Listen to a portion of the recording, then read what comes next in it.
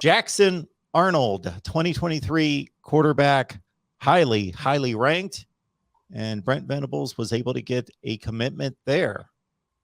Yeah, so this is big, obviously for the 2023 cycle. As you mentioned, Oklahoma had lost out, obviously on Malachi Nelson, who was a one-time commit. Obviously flipped to USC. Um, really not very a couple of days, honestly, Mark, after after Lincoln Riley made his announcement. So obviously Oklahoma was in the market for a 23 guy, and I'm of the opinion that you need to probably go after a quarterback every single year. Doesn't necessarily have to be multiple guys, obviously, but you need to get a guy. So I mean, and yes, this speaks not only to Brent Venables, but also Jeff Levy as a recruiter. He's come in a short period of time and has gotten Dylan Gabriel to come over, and has obviously gotten this 2023 Jackson Arnold. So I think you try to you try to read into this a little bit. There was some thoughts that Oklahoma was maybe in the mix a little bit for Arch Manning, another 2023 guy. Probably not the case now.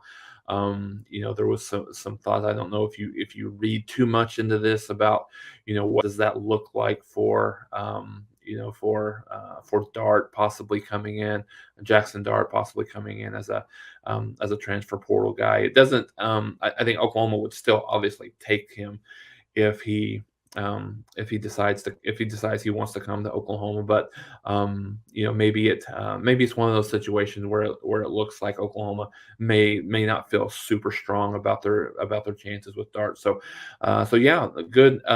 He reminds, looking at his film, Mark, reminds you a lot of Baker Mayfield, in just the way he kind of runs around a little bit, and the way his moxie, in watching some of his film and stuff like that. So yeah, I think good compared to a great kid that you're going to get in Levy's system, which is I think he thrives on dual threat quarterbacks. He's based on the um, based on the system that they run. He's not really looking for just a pure drop back passer. So someone that has the ability to run around a little bit, in that zone read, RPO, base offense that Oklahoma will integrate. So yeah, good get for Oklahoma to start solidifying that 2023 cycle a little bit. They've lost a few kids, but Venables and team is doing a really good job at getting out there and meeting with some of those, and getting into some of those schools, and talking to some of those 2023 kids and getting some of those offers out.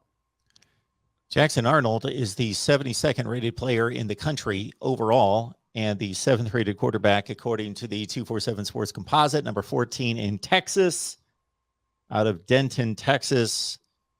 Certainly that Geyer High School in Denton, Texas produces a ton of college players at a high level. When you bring up Baker Mayfield, and I know you coach basketball and love other sports, what comes to mind is that,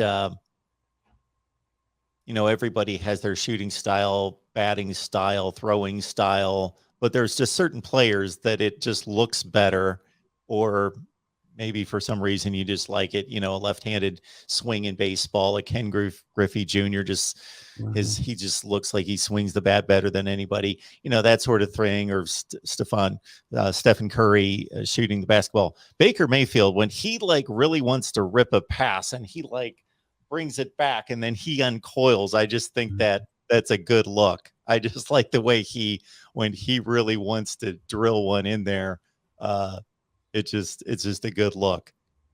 Yeah, it absolutely is, and he's Baker Mayfield goes probably by, from a recency perspective, and I say recency over the last, probably 15, 20, 25 years, is probably the most popular Oklahoma football player amongst, fans, media, and all that. So yeah, just to be mentioned in that, and I've heard a couple of people mention him in that category with Jackson Arnold. So to be mentioned in that category is really good. I think the thing that we know from Oklahoma, one of the things that separated Baker Mayfield is his leadership ability. So, and that's something that obviously you look at from an intangible perspective as someone that can bring that leadership ability. And so, if he's able to do anything close to what Baker was able to do, then that'll be a win. In my mind, Baker's one of the probably top three, top five, on field leaders that you've seen. I mean, it's hard to